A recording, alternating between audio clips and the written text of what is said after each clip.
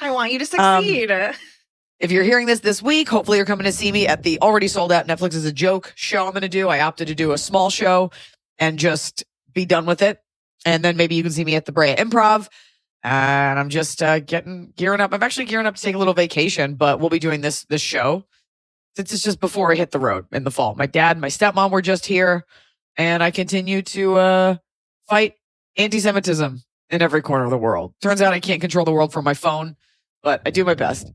And yeah, I guess like I know we're supposed to start it with like some crazy story, but I'm finding more and more pleasure like taking time to it's only recently that I've been like, it's the weekend. I'm kicking off. Because everything just feels so exhausting and horrible. So it's nice to just be like, I'm going to take a break. Sometimes I don't even do stand-up on the weekends. I just do it all week. Well, you've always had a job where it's like, what does the weekend matter? It's all the days are the same. I just have so many events coming up. I'm doing stand-up at the Johns Hopkins, this big Johns Hopkins benefit. I'm hosting the For Your Consideration panel for the Amazon Emmys. And I'm just doing a ton of shows. And so I'm really, for the first time in my life, as every woman suggests, like taking some me time. And it feels great. And all of a sudden, my nose is clogged, probably at the sight of your cat, who is 1,500 miles away. Is it not all the hair on the mic isn't doing it for you? We both have really hairy microphones. It's not a metaphor, and it's for very different reasons. I don't think they're very different reasons. I think they're the exact same reason. You think a dog and a cat are similar reasons? A totally different animal, Emily. Yeah, having animal fur all over all of our belongings. Wearing black and having Aryan animals, yeah. Aryan? I had a guy coming to sell me I have something. a Chinese dog. It's the opposite of Aryan. It just happens. You mean just white? A guy told me my cats looked Aryan because they have blue eyes as well. And he's like, and I could say that I'm Jewish. And I was like, well, they like everyone. It's so funny what people gerrymander what they can and can't say, because my people were oppressed 80 years ago by a group of Aryans, some not so. Now it's like, you can say whatever. I don't think anyone could not call someone Aryan. I can't think of a single person who could not call someone else Aryan looking. I think it has the Nazi tinge to it. 100%. He was calling my cats Nazis. 100%. But now, speaking of Aryans, speaking of what you can and can't say, let's get to Fight Me.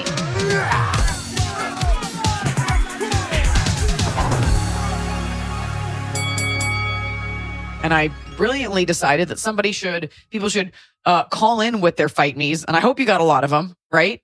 Got a few, and then I got some people writing it and saying, I don't know how to send a voice memo. So we'll work on that. We'll work on the tech. We'll figure it out. That's not going to work. That's the demographic we're dealing with. Just like technologically inept nurses, PhD students. Okay. Let's hear this. Who's this from? So this is from Kat. Hey, Iliza, Emily, and the whole crew. I've got a little something for the new Fight Me segment for you. It would be so fun to hear your take. Hope the German accent isn't too bad. Love all you do. So we've already got a fun accent. Bad. Why'd you pick this one after the Aryan comment? I'd already had this one. Hey, DJ, play that song. Hey, I'm Kat from Germany, and I think basic shouldn't be a negative. Like, jeans and t-shirt, basic. I think wear that outfit again and again. It's a good one for a reason. Not everything needs to be extra. Fight me. Fight me. I completely agree, Kat. No fight from me. And I will tell you that the setup for my entire pumpkin spice rant online is about being called a basic bitch. And I'm like, so you're criticized if you're extra, and then you're criticized if you love things that are normal and being low maintenance. Basic means it covers all the bases. You don't need anything else. I agree with you. You could wear it always. I love a jeans and t-shirt. It's called a capsule wardrobe, and it means you're not polluting the planet. Yeah. No fight here. Emily? No, I mean, I agree. I think it's interesting, though, that those things are a little bit cyclical. And I feel like it kind of comes back into fashion where everybody says, oh, pumpkin spice lattes and Uggs are lame. And then everybody goes, actually, we're past thinking that's lame. And then it's like, no, it's lame again. It's so uncool that it's become cool, because then you're just like, look, this is what I want to do. And enough people have done it. However, when we say basic, we're usually responding to a personality that's correlated with a sartorial choice. Like, you would never see like Cindy Crawford in a jeans and t-shirt and be like, ugh, she's basic. Basic, I really think, has to do with an attitude as expressed by your choices. Like, if I wore a Coach bag, I still wouldn't get called basic because the other choices in my life are not basic. So I do think you're taking it, and as Germans do, very literally. I would argue, though, that the fight me for me on this would be, what a lame insult. Like, out of everything, it's like, oh, you're just like everyone else. Great. That's all anyone in society wants, is to conform. Not and be anymore. part of society. What a lame insult. Yeah, it's I got no problem with basic. And really, it's an indictment on women acquiescing to the things we tell them to like. And then when you do, it's like, oh, you can't think for yourself. It's like, okay, I didn't natively come up with the idea of wearing lip gloss. Like, I didn't come up with that on my own. You brainwashed me. Do we want to play another one? No, we don't have enough to be going To kick it willy-nilly. To kick it off? No, we did one. This is As our like segment. We do one. It's like a grand opening. No. All right, fine. You got one. Tune in next week for another one. Turn off the podcast right now and wait for next week for your new favorite segment, Fight Me. All right, then I won't contribute one. We want to do ours. You're right, because we do ours. So we'll do ours at the top. Yep. This is a totally polished podcast, by the way.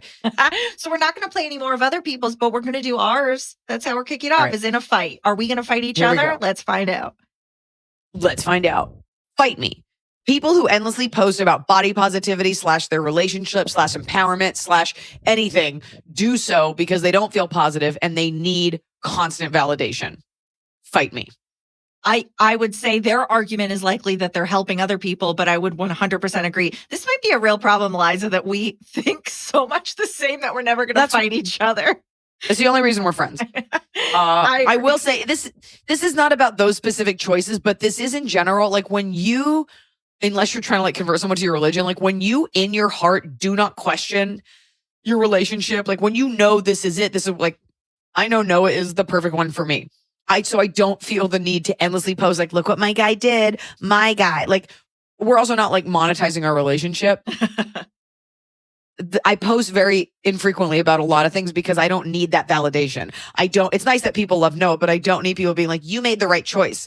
You see women sometimes when they date older guys, they're like showing off my hubby and there's a 50-year age gap. I'm like, this is because it's been poisoned by enough people telling you it's wrong. So you're either trying to prove it to them or yourself. Either way, it's poison. Right. It's the lady doth relationships. That's what that is. Any motivational quote that someone posts, they didn't just come upon it. They're like, this is what's happening to me. It's like an aim away message where you post like a sad lyric and wait for people to be like, aww, what is that? What's going on? So good. It was the ultimate breakup flex. Like, so sick of love songs. ... And it's like, why? What happened? Did you and Adam break up? Yeah. All right. What's yours? Mine is, okay, Gwyneth Paltrow is one example, but it happens across a range of things. And I think you've spoken to this, but I'm going to give my take. Gwyneth Paltrow is allowed to sell a leather folder that looks like a manila folder for like $500 because guess what? If you don't want to buy it, it's not for you.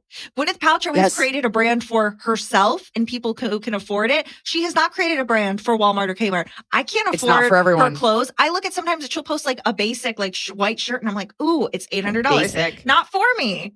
Not for you. Like that's okay. Gwyneth Paltrow is not saying condense it. It's for you. Gwyneth Paltrow is allowed to sell snake oil. Fight me. Honestly, yes, she is allowed to sell snake oil. Fight me. If you're dumb enough to buy the snake oil or you want the snake oil, enjoy. Yes, and you can always punch up. Like it's always it's okay to make fun of rich people. If she were like a BIPOC like lotion maker and she's like, this is made of 100% jojoba butter. And you're like, jojoba butter. And you were like, ugh, look at this garbage. Then it would be seen as classist and racist, but nobody feels bad for people with money. And she could, by the way, be Oprah shilling this and you could still make fun of it and it would be fine. And I love her. And by the way, not everything's for everyone. No. The goal is to have money and you can buy better things, even though the stuff is ridiculously priced. I'm sure it's still quality for the most part. Like I doubt it's going to fall apart like that Target shirt. There's different price points. Yeah. Everybody would buy like that if they could, except for me. I can and I don't because I'm not an idiot. We all spend money on different things. I wouldn't spend $800 on a really good shirt, even if I could. I would spend it on a TV. But okay, I went to a nice store on Robertson and I spent $700 on a pair of pants once, thinking I was going to lose a little bit of weight, and I never did, and they're still in my closet, and that was 5 years ago. That is the least relatable thing you've ever said on the show. I am sorry. for you. This is it. It was when I first realized that I could spend money and it would be okay. And I was like, I'm going to treat myself to this beautiful pair of pants that is triple marked up and I will always wear them. And I never have once fit into them. They cut into my vagina and I don't know what to do with them now. And they're red. Okay, here's what I will say. I make definitely far less money than you. I'm okay. I got a tax refund for the first time in years because I own a house now. I paid $250 for an e-ink tablet to help streamline my note taking. Is that a good use of money? Maybe not for most people, right? Like who have hands that can take notes. Who have pieces of paper. This is digital paper, but it solved a few problems for me. We're not the same. I will tell you, your fight me is, guess what? Not everything's for everyone. Get over it. That's your fight me. Yeah, and as a lover of Gwyneth Paltrow, she can do whatever she wants.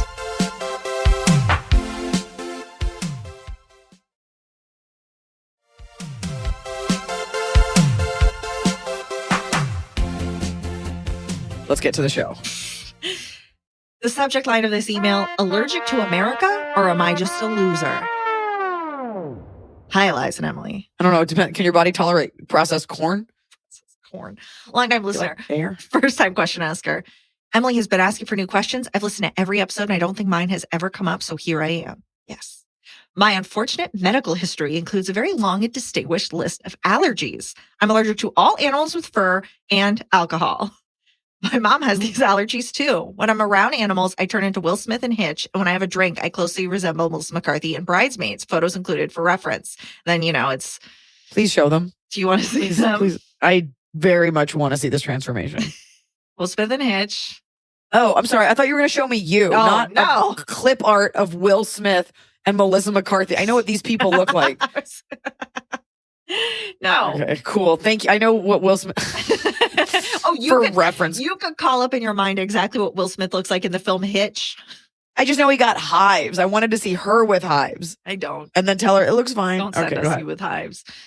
Both of these allergies are incredibly severe. I start to experience symptoms simply by entering a home where a pet resides. The severity of my reaction is directly correlated with how long I spend inside the home, even if the animal is not present or I never touch it. In regards to alcohol, I can have a few sips of any drink, and within 15 minutes, I will be taking up residence in my bathroom for the foreseeable future. We believe you. I mean, you don't have to, you can just say it. Until the alcohol's out of my system, I basically experience a severe stomach flu, including sweating, shaking, and explosive shitting. Yeah, it's called being drunk and having fun. It's a great time. I am well aware that pets and alcohol are two big factors in the makeup of American culture and leisure. My mother grew up in the Philippines on a little island in the middle of the ocean, so my attitude towards these things have been very different from the rest of my peers. My close friends and family are aware of my predicament and have no problem making adjustments. However, I just moved to Columbus, Ohio, and I want to make friends and try to start dating. Nobody wants to be friends with or date the girl who can never join in the party or will permanently stay away from your pet. I know it might sound silly, but I'm worried about the friendships and relationships that my allergies will cost me, even though it's not something within my control. I'm already on 2 medications to keep my daily allergies at bay. My question, when/how do you think I should tell someone about my allergies? How soon do I bring it up? Any cool or funny ways I can tell people without sounding like a complete loser? I have no problem with drinking and I like animals, but this is the hand I've been dealt. My best friend and I got to meet you in Chicago last year. You showed me your screensaver of Sierra and I felt so honored. Ooh. And of course, I'm planning on coming to your show on Columbus this year. You're my favorite comedian of all time. Sending love always. Jules from Columbus, Ohio, 28 female, and avid Eliza fan, a continual supporter of the Jewish people. Thanks, Jules. These are things that literally impact your ability to live. Like chances are, if you were around animals too much, your throat would close up. So if you're a cool girl, just like anything like that, just like a dietary restriction or anything, you just tell people. And you don't have to worry about when you tell people. It's not like you're revealing you have an STD to your lover. Throw it in as it comes up. You're also not making friends like on an app. It's not like you're going on a first date with a friend. You just become friends with people. If they say, can you come over and be like, oh, I know this is like annoying or whatever, but I actually have a severe allergy, and they'll be fine with it. Nobody is going to be shitty to you, especially if you're cool. They'll be like, great, we'll meet in a neutral place. The drinking thing, you just don't have to participate. Everybody loves a designated driver. Nobody actually cares if you're drinking also. And if they do, then they have a problem. But like you go out in a group, you just get a soda. That's it.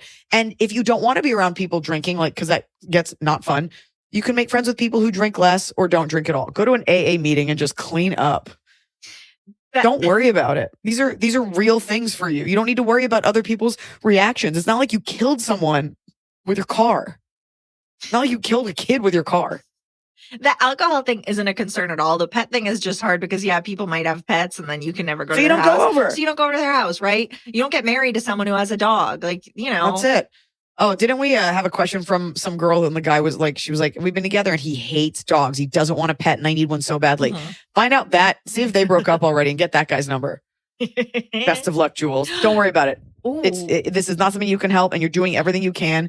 You don't need to be on a billion medications just to sit in someone's house and eat their cat fur. So sorry that they invited you to their cat condo /scratching post for a martini, but you got better things to do. Breathe easy. You could date someone who has a bearded dragon. Oh, there you go. You can start dating snake guy or bird guy. You can become those weird reptile bird people. Move to Florida. It won't be a problem. None of those pets have hair. They're all reptiles. Oh, I guess there's a lot of big cats. Well, sorry, Joe Exotic. She won't be your, I guess he doesn't date women. I don't fucking know. Next one. Is paying He only murders them. You heard me. Oh, now you're accusing him of that man's death? Oh, it was a man. I forgot. Sorry. That was pandemic TV. Sorry, you're right. It was a dude. Is paying an ex back for a trip desperate or reasonable? Ooh. Eliza and Emily, I greatly value both your perspectives and have benefited in my own life from hearing you encourage listeners to be more direct about their intentions and communicate more clearly in their relationships, professional, romantic, or otherwise. Yeah, we don't have to deal with the fallout, so it's super easy to give that advice. know, it's really easy. Just break up with her. Here's what you should do. In a perfect world, we wouldn't do it. I'm literally leaning back and eating grapes as I'm giving this advice right now. I'm like, let them eat cake. The most casual, no stakes for you. 0. I don't even know your name. I, 40 female, happen to meet a romantic partner, 40 male, at a time of transition in my life. I was leaving a stressful professional career to care for my parents and had committed to a smaller scale life in the short term that included living very frugally. Knowing this, when he proposed a trip that included flights, lodging, car rentals, etc., I explained that I'd always been financially independent, and since I wasn't prepared to dip into savings or use credit, I loved the idea but couldn't afford it at the time. He's a lovely and generous person who could comfortably afford to cover the costs and was eager to do so. So we went on the trip and it was everything you want a romantic getaway to be, complete with restaurant and airport employees commenting on how in love we looked. At the time, it also felt like the first of many future trips, and I would be able to carry the financial burden for the next one to, for myself, balance the scales. A few months after our trip, everything sort of fell apart and we just couldn't blend the realities of our other commitments, jobs, families, etc. I haven't spoken to him in 6 months. It bothers me still that he paid for the entirety of our trip, and I'd like to repay him for half of it. I would send it via PayPal with an email explanation. I've tried to interrogate my reasoning here, and if it's just an expensive means of reopening communication, but I'm telling myself that it's reasonable because I've always been someone who paid my way, and this is no different. He doesn't need it and would never begrudge having spent it. Am I just clinging to something I need to let go, or is it reasonable to want to settle this up? Sarah. I don't know. I don't really know the underpinnings. I don't know why you broke up. It's not just a breakup. What do you mean you couldn't resolve? You couldn't, that's reconcile. It sounded like jobs and families didn't match. I just wonder. So I would need to know more deep down about why you broke up. Let it go. This isn't about a free meal ticket. This isn't like he underestimated you or thought of you as manipulative or something. It is very, very common for, in many cases, the guy to pay for something and he wanted to and he doesn't care. So I appreciate that you did some thinking on it. You're like, is this a way of reopening it? Only you can truly answer that. We do tend to get women on this podcast that always mention and I always pay my way. That's great. But nobody needs you to retroactively pay for something. Going back in time, opening something up. What will you get out of that? If it was truly, as you're putting it, a mutual breakup, then there's nothing to even out. I pay my own way and other people's ways for a lot of things in life. And just because I'm someone who pays for everything doesn't mean I feel obligated to go back if somebody willingly gave of something. Right. If I just started sending you money for remember when you bought me coffee? It's insulting. 2 years ago. Who knows how much it was? I don't know what he makes. It might be a negligible cost to him. But I don't see what you really get out of it. Maybe you feel better about the breakup in a weird way. It sounds like it's more about the breakup than it is about your financial solvency. Unless you had some arrangement where it was like, okay, I'm going to get you back next time. It sounded like that wasn't it at all. He said 100%, look, I know you don't want to go right now because you don't have the money right now. I want us to go, so I'm going to pay. It sounds like there was no other agreement. And so, it would be insulting. Yeah, don't do it. There was no other agreement. You also, unlike a lot of people, were crystal clear. And we've had this on the pod where it's like, but I really want to do something. My friend can't afford it. Can I just pay for it? He decided to pay for it. You decided to go. You all knew the terms. Even if you wrote in and you were like, and he's asking me to pay him back, I would say, absolutely do not. We are all responsible for our choices. He made the choice to pay for it. You made the choice to go. You both made the choice to enjoy it. I find it a little weird that you included how in love you seemed. And honestly, now that I'm thinking about that, I think it bothers you that you guys broke up. Yeah, sorry. I should have tapped in earlier to that. If you want to reach back out, reach back out. But by the way, you know what's going to be awful is if you reach out and you're like, hey, I'd like to pay you this, whatever, $3,500. I don't know what your trip costs or what a trip costs, $3,500. And he says yes. Oh, and by the way, do you want to go for coffee? That's a weird place to start sleeping together from. Or you send the money and he never even says like received. Like that would drive me insane. Like, did he get it? Did it go to him? Is it in the ether? Well, she'll know because it's like wired or it's Venmo'd or it's whatever, or PayPal, like it would be debited from your account. And you could look at that. But even weirder, if you are trying to reopen it, then it looks pathetic. I think it'd be more pathetic if a guy tried to do it. If he misses you, great, but you'd also wish he would reach out to you. But it's weird if he's like, great, I'll take that money. Let's date again. Ugh. If you are really wanting to reconnect with him, just reach out to him and say, hey, how are you? She doesn't know that though. So I'm just saying, dig a little deeper. But under no circumstances should you do it under the guise of, hey, here's some money for that all-you-can-eat shrimp buffet we went to and that like emergency room visit in Mexico when I got diarrhea from all that shrimp. Moving on. Moving right along.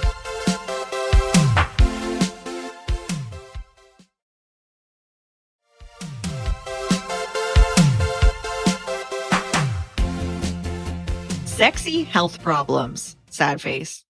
Hello, Iliza, Emily, kiddos, husband, pets, and anyone else nearby. Iliza is my favorite comedian. I love both of you in the podcast so much. Yes. Okay, this next sentence is very important. She says, I know my signature is turned on, but would appreciate keeping this anonymous. Yes, guys. No way, Rabinathan. That's a weird name, but now everyone knows it was you. Rabinathan. That's why I don't read your names most of the time, guys, because you have the default signature on, and so I don't read it out of fear. So be very explicit if you want your name read. All right. This is a bit complex, but I'll try to be brief. Me, female, my husband are 37 years old. We've been together for 16 years, married for 12, and for all of our professional adult lives, we've each worked full-time, pay-the-bills job, in addition to freelance visual art/illustration jobs on the side. We have no kids, and despite all odds of miscommunications, are really happy together and are best friends. A few years ago, I figured out that I'm demisexual, basically asexual. Is that what that means? Demisexuality means being sexually attracted to someone only when you have an emotional bond with them. Oh, a woman? You're a woman. Right. Basically, it's this has explained a lot about my attitude towards sex. Basically, it's nice, but not a must-have. But you're a woman. You're a woman. I'm sorry. You're is an almost middle-aged woman. Sex is really important to my guy who struggles with anxiety. I don't know how those two are related. Part 1 of problem. We are both so busy with our multiple jobs, and I think about sex so little that over the past year, my guy has been left wanting a lot and gotten into some emotional entanglements with a couple female friends. Once he realized where those relationships could be going, he did some hard stops and told me what was up, and we've since had a lot of conversations and educated ourselves more about asexuality. I've been doing my best to not get too busy and put lots more effort into our sex life. The idea of an open relationship has come up, but we'd rather stay monogamous. Brought up by him. Yeah, go on. Part 2 of problem. A month ago, I started having some bizarre gastrointestinal issues. I've done a bunch of tests that have ruled out cancer, and it seems like my symptoms are slowly improving, but still in the dark about the cause. I feel varying levels of queasiness and intestinal pain, similar to period cramps, for 1/3 to 1/2 of each day. I'm pretty sure this GI problem is related to a hereditary syndrome I've been researching with my family. It's also made sex somewhat painful, even if we wait until I feel fine to do anything. I mentioned my husband is anxious. He'll feel horny for days, but won't want to have sex even if I want to try because he hates that it could cause me pain. My work has also been negatively affected, but I care less about that than keeping our relationship strong. I'm frustrated to tears and don't know what to do anymore. My stupid guts have thrown a giant wrench in our gears. This past month, we've only had sex once, which is not what my guy needs. I felt broken for most of my life because I was ignorant about my asexuality, but now my physical body feels broken too. I've already given my guy so many gray hairs. What if my GR problem never goes away and I just can't do sex enough for him to feel fulfilled in that way anymore? Any ideas, research direction, or perspective would be greatly appreciated. I wasn't going to actually send you this because there's been a couple times the last few years where just writing the email was enough to organize my thoughts. Imagine what you say. Is it a picture of Will Smith with hives? No, just this email and get it figured out. But my guy encouraged me to send it this time because he also wants to know your thoughts. Thank you so much. Okay, no one's going to like that I'm going to say this. And this is very white woman wellness, like unsolicited medical advice. I would not be surprised if your family researched gastrointestinal issue is a physical manifestation of the anxiety you feel about the obligation to have sex. And I bet you if you guys were not together, or if he just tomorrow was just like, I just don't need sex, you would start to feel better. I'm not saying it's not real. I am saying it is exacerbated. Whatever irritation you're getting is exacerbated by this. I also think if you are truly, there is the version where you are getting a little bit older and you just aren't as attracted to him, or he is your best friend and it's just not a sexual relationship. Because you hear this a lot and then you meet someone else and it's like, oh my God, I've been awakened. So I think that there's a lot to explore there. Obviously, like my guy answer to this, you're like, and it hurts to have sex. I'm like, but your mouth still works, right? Your butt still works. Oh, no. I'm just saying you don't want to because you don't want to. You don't want to. And Right. It sounds like this is not a viable relationship. It seems like a dead end. Sex hurts you. You want to give it to him. He wants sex. He doesn't want to take it from you because he doesn't want to hurt you. So what are you going to do? Look, your husband encouraged you to write in. I'm sure he's a lovely He's hoping man. he was hoping I'd be like, you can still use your mouth. You told him He's like, she still has a butthole. So I just, Butthole. he could be so nice. The fact there's something that bothers me a little bit that he's so anxious about this. He's putting it on to you. I'm not saying probably already cheated on you. No, I'm not saying that you should keep secrets and you shouldn't share with each other.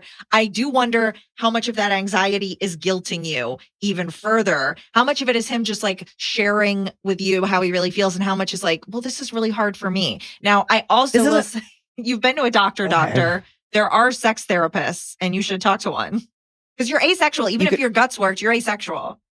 You're asexual. You're either asexual or you think you are because you don't want to have sex with him. And I'm not trying to undermine. You could be gay. I'm not trying to undermine what you're feeling as a woman. So I'm saying those are your options. But if you're gay, that means you're not attracted to him.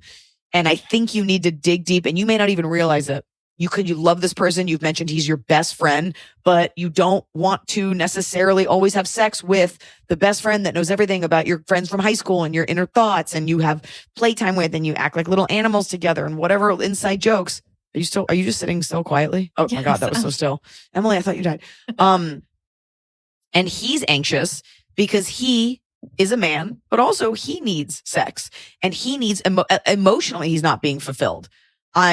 I'm sure he's a great guy. I'm not saying he cheated on you, but for him to have emotionally become invested in multiple people is a cry for help.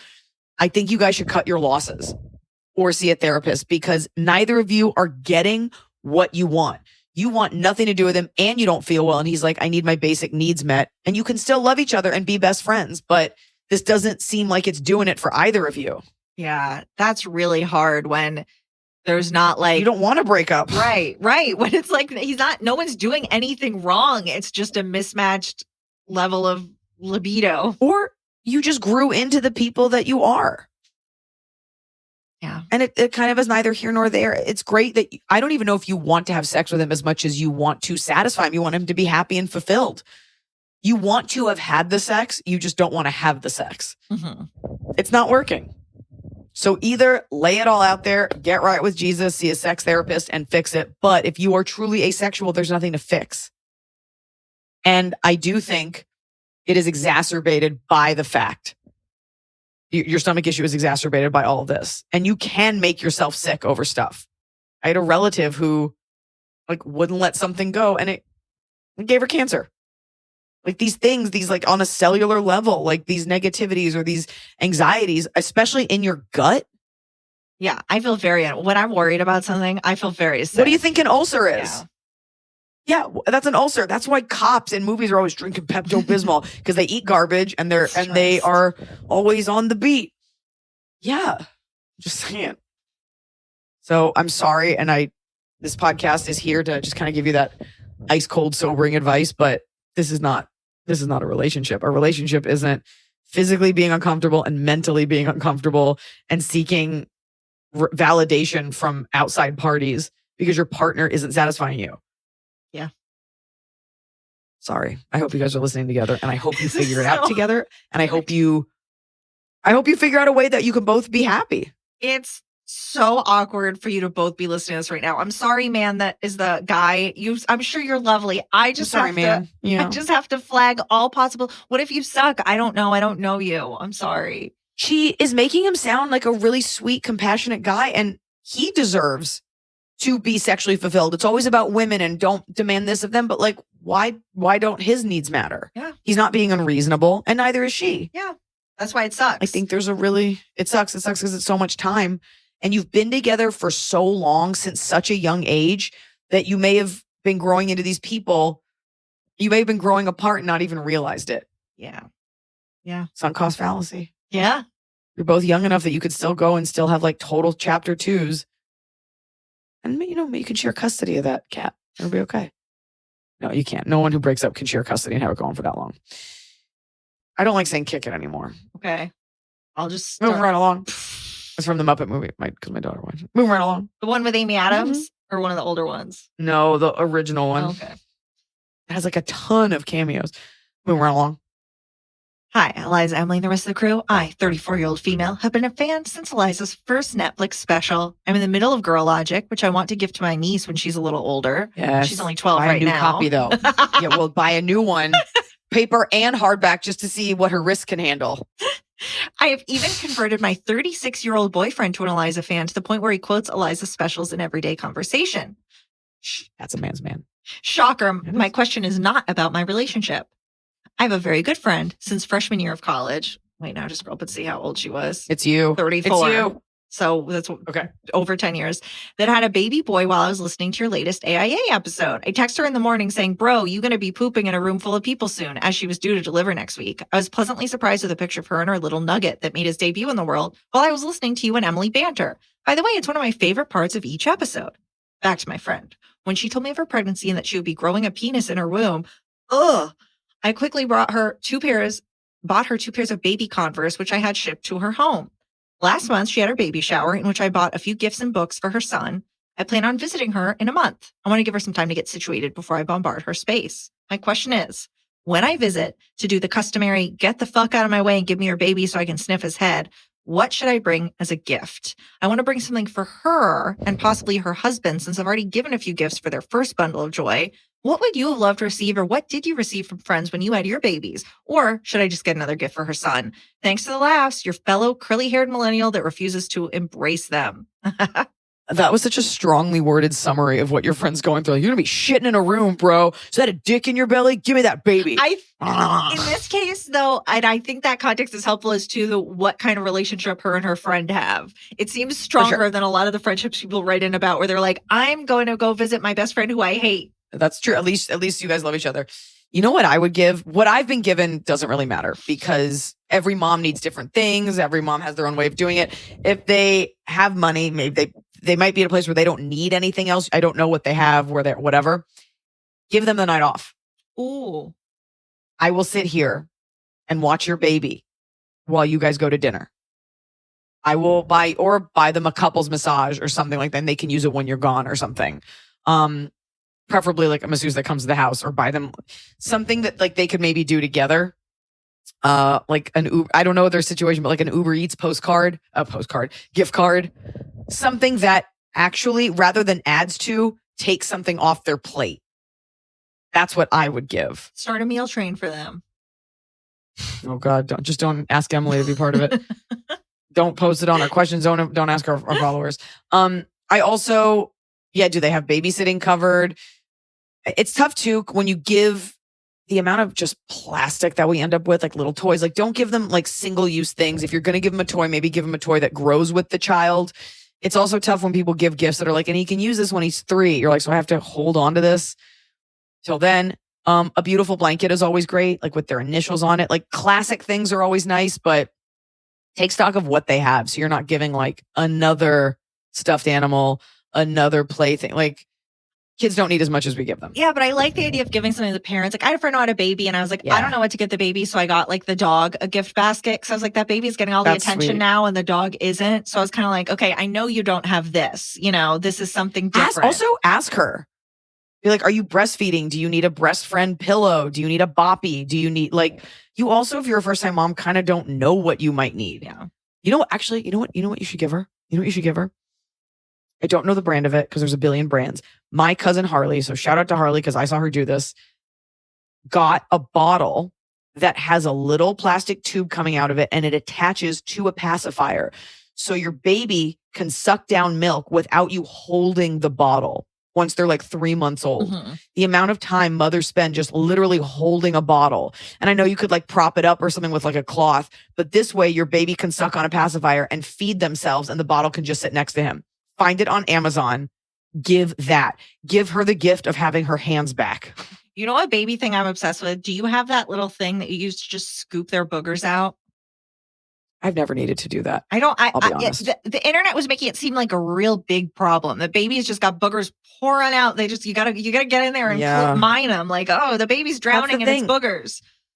That's what's crazy about this is I've never had to do that. I've never had to like put something in my daughter's butt to relieve her gas. Oh, and the fingernails. Plenty of kids do. Do you have to deal with like little pointy fingernails? Get them the haka. Not the haka like the Maori dance, but like it's called the haka. It's an electric nail file that has different attachments for the older your kid gets, and then there's one for like adults that comes with like 5 attachments. And it's a nail file that just goes around. So you can file down your kid's nails. It doesn't hurt at all. You couldn't hurt them. You could do it on your own skin. And because she will need to file his nails, otherwise he'll scratch himself. Ooh. That's what you get him. Super practical. Anyways, but that's just like a quick little item. Anyways, those are my answers. Next question. Back to the bridesmaids. Do you remember how weird it is? Just I remember as a kid, like having like your parents have to clip your nails for you when you're like a littler kid. Like you're aware of what's going on around you, but like you shouldn't have scissors. You might cut too low, and you're just like, okay, please. Your dad's like, nope, there's no please. Clipping them. Sierra will fight you. I'm like, I'm gonna hog tie you, and I'm gonna file these down so you don't scratch your own eye out. I have a joke about it. Joke about everything. All right, petty Q about my mother-in-law. Hi, AIE crew, especially the talented hot Scotty. Longtime listener, first time asker. I think this is a low stakes Q, definitely within your pay grade, Iliza. Here we go. I, 31 female, have been with my husband, 30 male, for over 9 years, married for 2. His mother likes me, but I personally like to keep the relationship casual because she is a big personality, shall we say. 4 years. Been married for 9 years and you're going to keep it casual? Dating 9 years, married 2. I'm sorry, still. 4 years ago, when my husband and I got engaged, I told my close friends and our families that I'd be keeping my last name. I signed our license with my maiden name and have no intentions of ever changing it due to the degrees I hold. Not a nurse, by the way. Everyone seemed to not bat an eye at this except my mother-in-law. She insisted, you will change your mind when you have kids, which I found to be a bit dismissive. Further, everything she sends to my husband and me is addressed to Mr. and Mrs. husband's last name. Again, this is with full knowledge. We're not going to stalk you. This is with full knowledge that I did not and will not take his name. I know this is petty and perhaps something you may say I should let slide, but I can't help but feel she's being deliberate and not acknowledging my choice to keep my name. How do I gently remind her I have my own last name and I will remain that way? Thanks, Megan. You can use my name because there's about 1 million Megans out there. Additional context. We do not have kids, but do plan to have a family. They will have husband's last name, and I will pick a family name of mine for middle names. That's my reality. My kid's last name is Galutin, both of them. And they're one family and I'm this like separate mother, which is always funny when you travel. Like the kid could have any name because they don't actually care if the kid is yours. They just want to make sure you pay for that seat and that it's the seat of the person that paid for it. I will say this. She's wrong. The amount of things that you can't possibly realize or understand until you have kids, it's endless. That being said, that's a very legitimate feeling that you feel it undermines what you're saying. And that doesn't seem like something you're ever going to go back on. It is more difficult when your kids have a different last name than you, but more and more, we are living in a world where that is the reality, where parents aren't married or women are keeping their names. So it's really not the world she grew up in, and that's okay. If you want to go to the mat on her being micro passive aggressive with addressing stuff, the two of you, you can. But at the end of the day, you have these degrees that you earned. You're not going to change it, and you're not. And you seem, what, Emily? You're get your mouth open. Because you're so right. She's 100% doing it on purpose. And I think in that situation, all you want is for someone else to acknowledge, yeah, she's being petty. Does it matter? Oh, there you go. And you know what? It's not coming from a mean place. She wants, to all be wrapped up. You're in the family. I think you could say to her, I really respect what you're saying, and those are your experiences, but your unwillingness to acknowledge where I'm coming from makes it harder for me to get close to you. And I do want us to be closer. And she'll be like, oh, and she'll just repeat herself over and over, but at least you will have been heard if you're willing to have that uncomfortable conversation. And you can also say to her, for women of my generation, acknowledging what she's saying, it means a lot to be independent and to have gotten these degrees that I work so hard for. Do you not get to be a doctor if you change your last name to your husband's last name? Or that obviously means something to you, that those degrees, I think the issue is those degrees are in that name. So when they're hung up on the wall, wherever you are, you want, and that, I think that means a lot to you. And that's okay that does. And I think, not that you owe her an explanation, but if you explain where you were coming from, and you can say, like, we are going to have kids and the kids we live in a world where it's fine that the kids don't have the same name. We live in a world that accommodates that. And I want you to be a part of all of that. And I always want to include you, but I need there to not be this weirdness where if we disagree, that there's like something between us. And she'll be like, oh, there isn't. I'm just telling you how I feel. And you'll be like, and I'm hearing you. And I always want to hear you. And I just want you to hear me. You're the one with the psychology degree. I'm guessing you're a psychologist. I don't know. Psychiatrist. But I think there's a really nice way to say, like, I know this is coming from a really good place, but these things mean a lot to me. And we don't live in a world that really requires you would take your husband's last name because you were becoming his property. He was the one in charge. Women couldn't have a credit card until the 70s. So it is an antiquated thing. It's a lovely notion, but it doesn't mean the same thing that it once did. No, and I think when you have kids, it won't really matter because when the card is written to the husband's last names, it'll be like, yeah, of course, because they're not going to write to the husband's last names and you, because that's just not natural. So it's not going to matter. Everything we get is to Iliza Shlesinger and Noah Galuten. But it's never to... And people just fucking deal with it. The Galutens and Iliza Shlesinger. They're not like, no, like correct. A Christmas card isn't going to, It did.